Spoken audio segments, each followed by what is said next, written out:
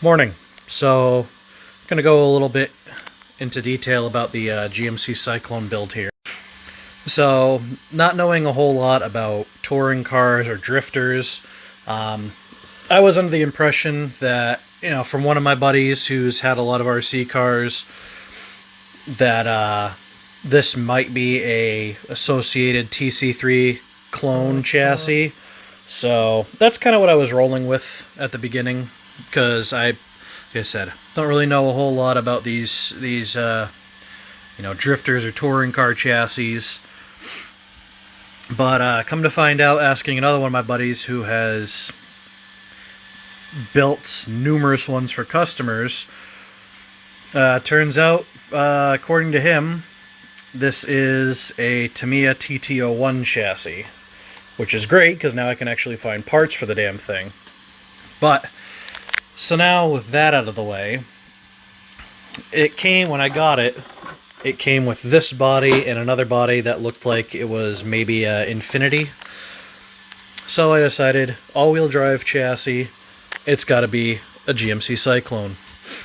So this prototype body, I had to adjust the wheel wells a little bit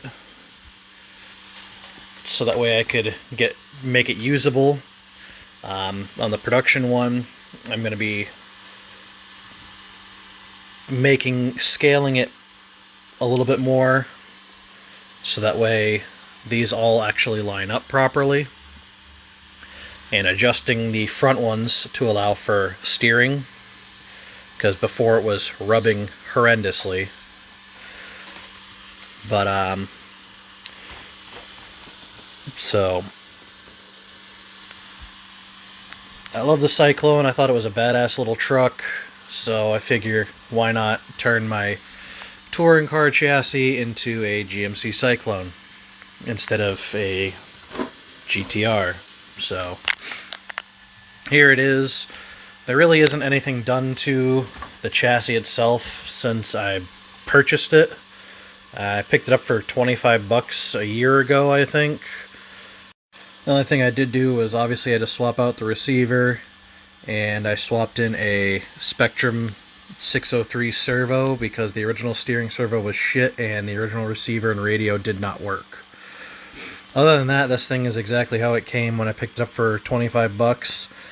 I plan on, after doing some aluminum upgrades to the shafts, I plan on going brushless and replacing all the plastic bushings with bearings.